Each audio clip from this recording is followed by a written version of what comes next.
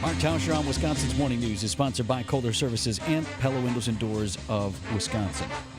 Tausch, I don't know how closely you followed this. You seem like a man who enjoys a good heist, bank robbery story or the museum robbery. So there's this thing where these guys knocked off the Louvre Museum in Paris last month, right? And they made away with the crown jewels and a bunch of other stuff. I want you to listen to this report from CBS News on the information we're getting on how they pulled it off, and then we'll get your reaction. France's Court of Auditors has just released its report into last month's break-in at the Louvre, calling the heist a deafening alarm bell that security upgrades were long overdue. Museum officials have admitted the sole outdoor security camera didn't pick up the thieves, and an employee told Libération newspaper that at the time of the break-in, the password for the Louvre's security system was Louvre.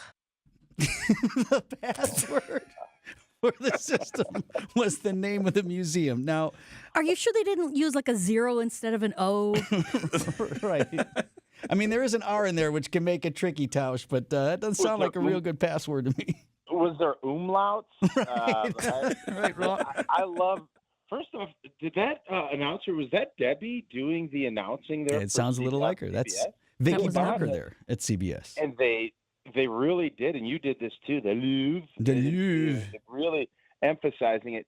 Yeah, I mean, we all love a good, heist show, right? Of whether it's the Ocean's 11, 12, all of that. And I think everybody always, and part of the deal, I think, with these places, everybody just assumes that everything is super complicated. Right. So you get so many people that are just not even thinking about doing it because all of the planning and all of the stuff that you have to do. And I think what we're finding in society, and this is kind of a broad generalization, but we just, a lot of times when someone puts expert or someone puts, that is the most secure place on earth, this, maybe we need to go back and verify that all this stuff is indeed the case. Because I would have guessed nobody would be able to break into the Louvre or to Musée d'Orsay or any of these places and pull any of this stuff out.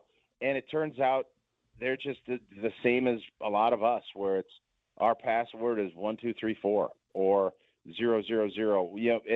Or 65 Tausch. Yeah. Wasn't that your Don Hudson practice password? Don't be making me go spend my afternoon rebooting and resetting all my stuff on air. What are you doing? That's not it. Please.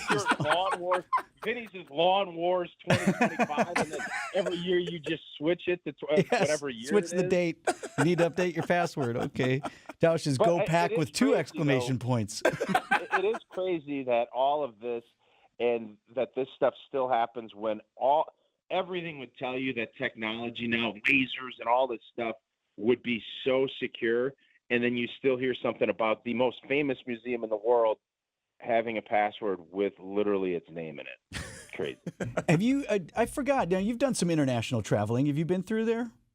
I have, yeah. And you would think they have, you would think that it is the most secure place on earth, especially if you go and try to see the Mona Lisa. I mean, it's like backed off but then, you know what? I should have known.